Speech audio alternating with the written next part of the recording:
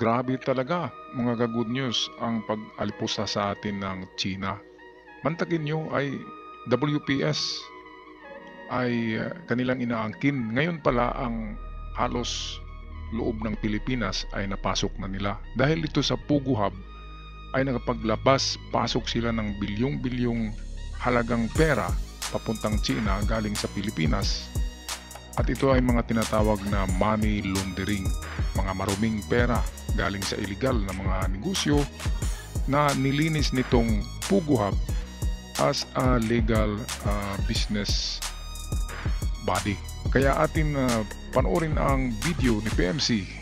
Mga Pogo Hub sa Pilipinas.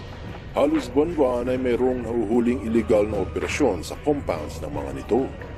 Isa sa mga mabigat na krimeng ginagawa ay ang money laundering. Bilyon ang halaga ng naitatago sa gobyerno. Kahit ang AMLAC ay walang makitang bakas kung saan nagmumula at sino ang tumatanggap ng limpak-limpak sa labi. Pinanggagawa sa mga Pogo Hubs, pangsweldo sa mga tauhan at sa kanilang pagkain. Kudos kay PMC, the Pinoy Mystery Channel. Napakagaling na vlogger ito sa lahat ng vlogger tungkol sa ating gobyerno ay itong si PMC ang para sa akin pinakamagaling. Okay, balikan natin yung sinabi niya na AMLAC, hindi na detect. Bakit kaya? Kung tayo nga ay magdeposito ng 1 million sa bangko ay hanapan tayo ng mga papeles ng mga bangko natin dito sa Pilipinas. Ngayon kung itong mga Chinese ang mag-transact, sabihin lang galing sa Pugo Hub, ay pwede silang makapaglamas pasok ng bilyong-bilyong peso sa bawat araw. Bakit kaya? Bakit ganon? Nasaan na yung AMLAC? Pati itong mga bangko ay tuluyan na nagtatago ng sikreto. Dapat kasi nire-report ito ng mga bangko sa AMLAC na itong ganitong kumpanya, ang Pugo ay ganito kalaki, bilyon-bilyon na peso, labas-pasok, China to the Philippines. Kaya dito may butas kaagad na makikita na mayroong nagbulag-bulagan. Siguradong magugulat ka sa malalaman mo na naitatago ang daloy ng sangkaterbang pera gamit ang sistema ng PUBS. At may kinalaman dito ang pagdagsa ng mga estudyanteng i-check sa Pilipinas. Ito pa ang nakakagulat at nakakagimbal at nakakabahala. Dahil dito lamang sa Cagayan at Davao, sa Mindanao, ay mayroong 2,000 Chinese students na dumagsa nitong taon lang. At iba pa yung nasa Luzon, nasa Visayas. So sabihin natin 2,000, 6,000 ang dumating nitong taon lamang. At hindi lang yan, sa susunod na buwan ay meron na naman. At ang mga yan ay merong mga trabaho dito. At ang karamihan yan nagtatrabaho sa Pugo Hub kung saan nandyan halos lahat ng illegal, prostitusyon, pornography, human trafficking, ano pa ba, mga druga, at lahat na lang mga cryptocurrency nandyan. At halos lahat ng maisip nyo at hindi nyo maisip ay nariyan sa Pugo Hub. Kaya bilyon-bilyon ang kita nito at dito mismo tinatayo sa lupain ng Pilipinas, which is kalaban natin ang China. Pero ang ating gobyerno dahil sa nasusuhulan, tumatanggap, ay walang imik at tuluyang ng nabubulag. Porac, Pampanga. Matapos ang pag-raid sa Lucky South 99 Pogo ng Porac, Pampanga, lumabas na naman ang isang illegal na gawaing natuklasan sa lahat ng mga compound na nahuli. Ito ay ang money laundering. Kung hindi ka pamilyar sa kahulugan nito, tinawag na laundering mula sa salitang laundry o paglalaba. Dahil parang maruming damit na kailangang labhan ang pera. Ito ang paliwanag ng Financial Crimes Enforcement Network na ang money laundering ay ang pagtago sa perang kinita mula sa illegal na gawain. Tapos, gamit ay mga kumpanya, palalabasing mula ito sa lehitimong paraan. Ito kaya unang ginagawa ng China ay nagtayo sila ng mga kumpanya, mga Pugo Hubs. Kung ilang libong hektarya ang binibili nila, Luzon, Visayas, karamihan sa Luzon ay nandyan ang mga Pogo Hubs na yan. At libo-libo ang empleyado diyan. Karamihan ng empleyado ay Chinese din at meron ding ibang nationals at ang mga ibang nationals diyan ay tinutorture para gagawa ng, sabihin natin, yung show na pornography, prostitusyon, kaya tinutorture kung ayaw na. Kaya kung yung iba ay nakalayas, kaya nagkaroon ng leak ang operation diyan sa Pogo.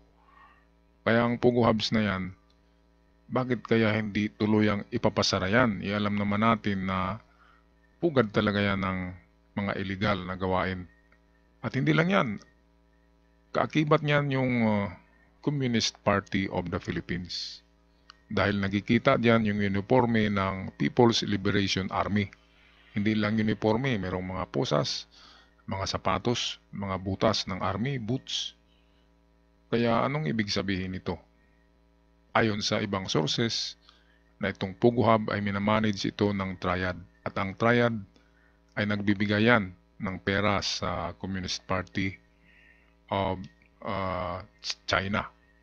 Kaya ang Triad na yan at Communist Party ay magkasama yan sa paggawa ng mga illegal na negosyo na ito.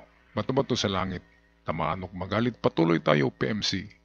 Kaya maraming sindikato ang may mga negosyo para doon nila ay naitatago yung perang kinita sa krimen at palalabasing malinis nga naman.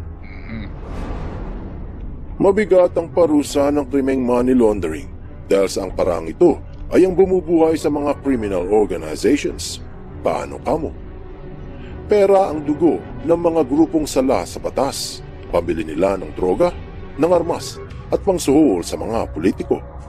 Madalas may paper trail ang pera na nasusundan ng otoridad. Kahit nga cryptocurrency ay minsan nagiiwan ng pruweba.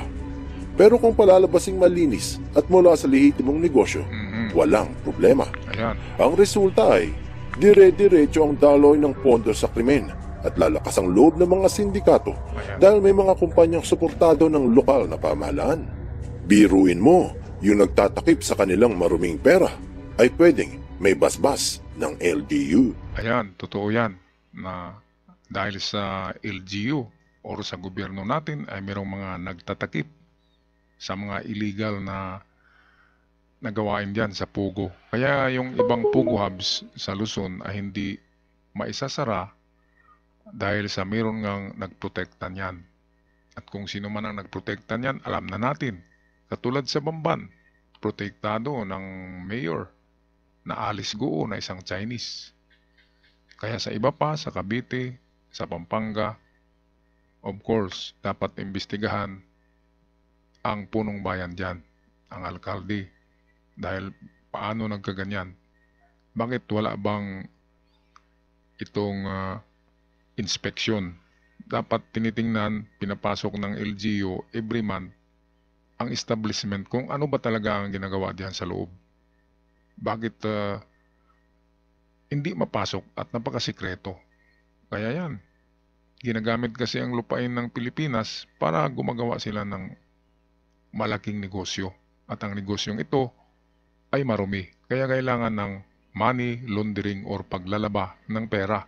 Sinabi matapos ang executive hearing sa Senado na nakakabahala ang mga masasamang operasyong ginagawa sa mga Pogo Hubs. At Totoo yan. ito ang pahayag ni Senador Gatchalian. At in fact, I expressed my disappointment to the AMLAC dahil trabaho nila mahanap itong source ng money laundering. Trabaho rin nila na malaman sino itong mga money launderers. Trabaho nila malaman kung Alam paano nila yan, nakapasok dito, sino nakatanggap at sino nagbayad. Alam nila yan. Ngayon, ang parang bula Kaya- Hindi mahanap yung contractor, hindi mahanap kung anong Kasi bangko bulag. ang ginamit. kasi binayaran. Ayon sa pahayag, bilyong-bilyong halaga ng pera ang dumadaloy sa mga Pogo Hub na ginagamit di umano ng mga kriminal pang sustento sa kanilang mga ilegal na gawain. Alam nila ito dahil sa hindi naman palaging nakakaabot sa kota ang mga kinidnap sa kanilang scams. Kaya hanggat hindi mapipigil ang money laundering, siguradong magpapatuloy ang drug smuggling, human trafficking, Ayan. prostitution, torture, at kung ano-ano pa. Ay, naku, grabe talaga. Dito pa naman sa Pilipinas ginawa. Hindi atin yan. Hindi natin kasalanan yan. Kasalanan yan ng mga Chinese. At isa pa na may kasalanan dyan ay ang mga bangko. Bakit hindi nila i-report yan? Alam naman nila na bilyon-bilyon ang in and out na pera, China to the Philippines. At alam nila na galing sa Pugo Hub yan. Ngayon bakit hindi sila nag-report sa AMLAC? Dahil ba ang AMLAC ay kahit mag-report sila doon, yung mata ng AMLAC ay nakapikit at ang bibig nakasara. Alam nyo na. Dahil bilyon-bilyon din, siguro, ang pampadulas na binibigay ng Pugo. Okay, so balik tayo kay PMC. Ayon sa senador, disappointed raw siya sa ilang resulta ng exclusive session. Sinabi nito na dapat malaman kung anong bangko ang ginamit sa pagpapadala ng pera. Ayan, At anong institusyon ang tumatanggap. Yan. Pero kahit sa ang anggulo tignan, hindi nila ito matagpuan. Ayan nga, paano ba matagpuan yan? Hindi nga makikita dahil sarado ang mata, pikit ang mata, sarado ang bibig, at ang tenga ay merong plug, merong takip.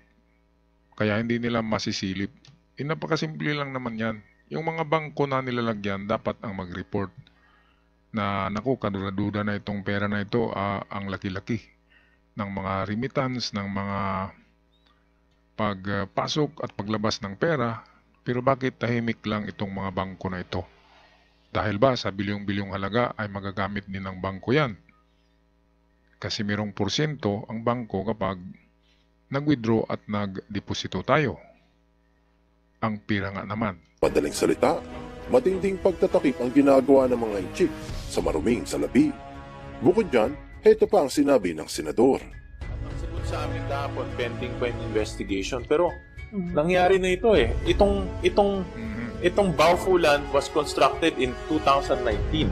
2024 na ngayon, yung perang 6.1 billion, tuloy-tuloy na pumapasok dito yun. Pero hindi nila na-detect. So 5 years Kaya I'm quite disappointed with AMLAC na hindi nila na-detect. At even kahapon, wala sila. Dapat imbestigahan yung AMLAC na yan. Bakit nga hindi na-detect? Yung AMLAC, konektado yun sa mga bangko. Kasi tayo nga, kapag mag-deposito tayo ng milyon-milyon, ay imbestigahan tayo.